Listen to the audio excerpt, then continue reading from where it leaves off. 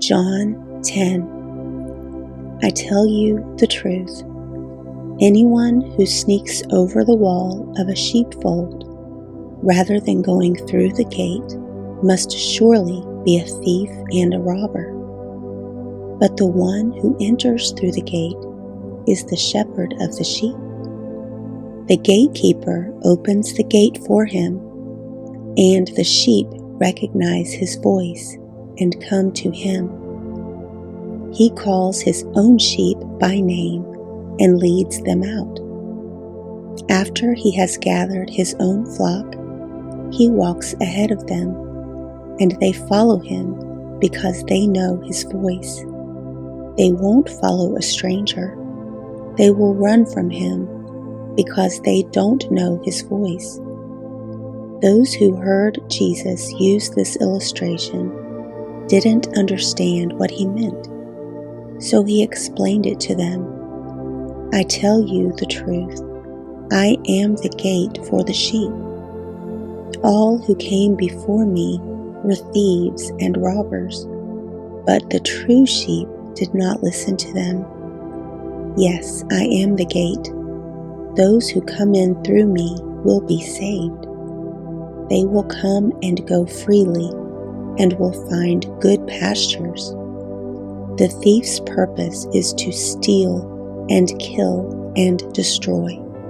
My purpose is to give them a rich and satisfying life. I am the Good Shepherd.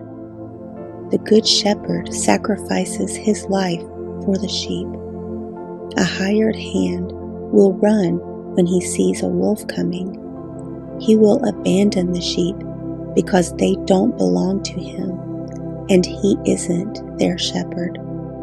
And so the wolf attacks them and scatters the flock.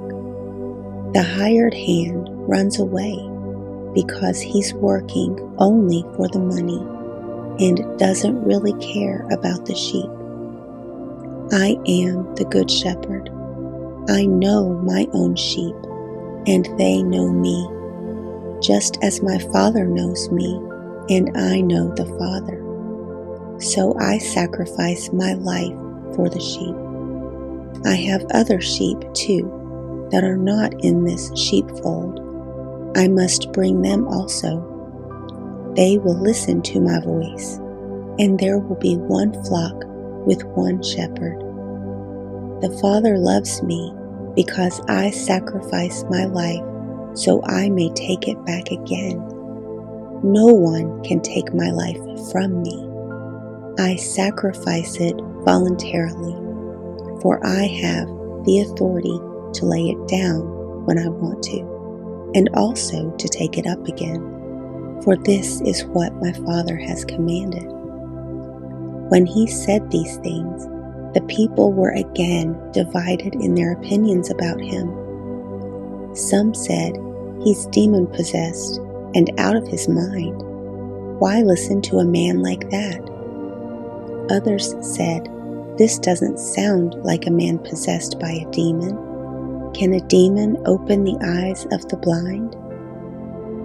It was now winter, and Jesus was in Jerusalem at the time of Hanukkah, the festival of dedication. He was in the temple, walking through the section known as Solomon's Colonnade. The people surrounded him and asked, "How long are you going to keep us in suspense? If you are the Messiah, tell us plainly." Jesus replied, "I have already told you, and you don't believe me. The proof is the work I do in my Father's name. But you don't believe me because you are not my sheep. My sheep listen to my voice. I know them, and they follow me. I give them eternal life, and they will never perish. No one can snatch them away from me, for my Father has given them to me, and he is more powerful than anyone else. No one can snatch them from the Father's hand. The Father and I are one." Once again, the people picked up stones to kill him. Jesus said, "At my Father's direction, I have done many good works. For which one are you going to stone me?" They replied, "We're stoning you not for any good work, but for blasphemy. You, a mere man, claim to be God." Jesus replied, "It is written in your own scriptures that God said to certain leaders of the people, 'I say you are gods.' And you know that the scriptures cannot be altered. So if those people who received God's message were called gods, why do you call it blasphemy when I say I am the Son of God? After all, the Father set me apart and sent me into the world. Don't believe me unless I carry out my Father's work. But if I do His work, believe in the evidence of the miraculous works I have done, even if you don't believe me. Then you will know and understand that the Father is in me, and I am in the Father." Once again, they tried to arrest him, but he got away and left them.